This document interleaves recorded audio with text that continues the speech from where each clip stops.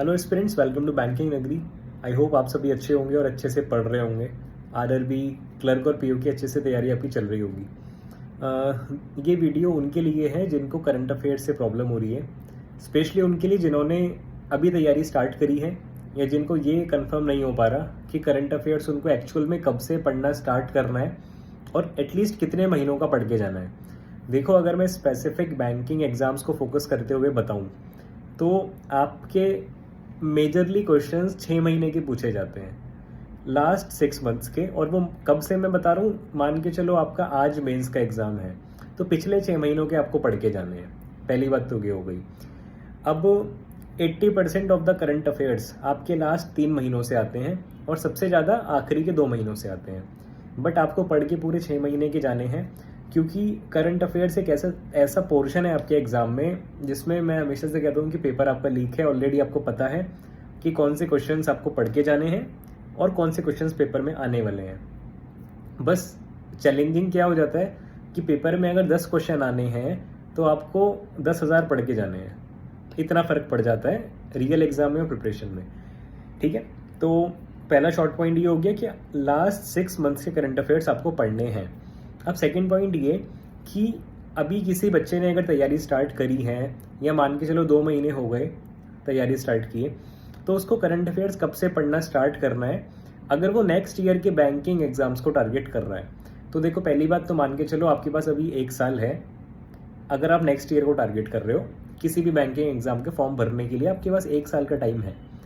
But मैं कहता हूँ कि पेपर में तो 6 महीने का आना है, बट आपको पढ़ना आज से है। आप अभी से करंट अफेयर्स पढ़ने की प्रैक्टिस करो, अभी से अपने रूटीन में लेके आओ करंट अफेयर्स को याद करना। क्योंकि उसका मैं आपको पहले शॉर्ट पॉइंट बता देता हूँ कि रीज़न क्या है उसके पीछे। जब आप एग्ज़ाम के लिए तैयार करोगे ना एक्चुअल में करंट अफेयर्स, तो एमसीक्यू बेसिस, मैं हमेशा बोलता हूँ कि एमसीक्यू बेस आपको याद करना है, मतलब एमसीक्यू याद करने हैं। 1 महीने के कम से कम 1000 एमसीक्यूज होते हैं, 1000। 6 महीने के करके जाओगे तो 6000 एमसीक्यूज हो गए। अब अगर आप पढ़ना ही 1 महीने पहले स्टार्ट करोगे मेंस एग्जाम से, तो इतने आसान नहीं होता कि 6000 एमसीक्यूज को आप याद कर पाओ और दिमाग में रख पाओ। तो अभी से आपको आदत डालनी पड़ेगी रटने की और दिमाग में सेट करने की, कैसे आप इतने 1000 एमसीक्यूज याद कर पाओगे। तो अभी से पढ़ना स्टार्ट करो करंट अफेयर्स। भले ही आप दिन के 10 पढ़ो, 20 पढ़ो, बट जब तक आपका रियल एग्जाम आएगा आपका माइंड कैपेबल हो जाएगा याद करने के लिए और करंट अफेयर्स को माइंड में स्टोर रखने के लिए। आपका माइंड तब तक तैयार हो जाएगा। तो अभी से पढ़ना है। इस मोटिव से मत पढ़ो कि आपका ये वाला जो आप पढ़ रहे हो वो 1 साल बाद काम आएगा कि नहीं आएगा। आप इस मोटिव से पढ़ो कि आप अपने माइंड को रेडी कर रहे हो कि जब उसको एक्चुअल में पढ़ना होगा करंट अफेयर्स, तब वो बिल्कुल रेडी होगा आपका माइंड याद करने के लिए और अपने मतलब याद करने के लिए और दिमाग में रखने के लिए। आप तब तक रेडी हो जाओगे।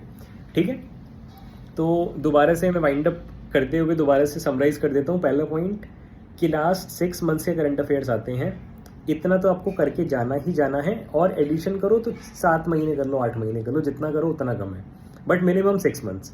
सेकेंड पॉइंट, जो बच्चे नेक्स्ट ईयर को टारगेट कर रहे हैं या बिगनर हैं, अभी से करंट अफेयर्स पढ़ना स्टार्ट करना है।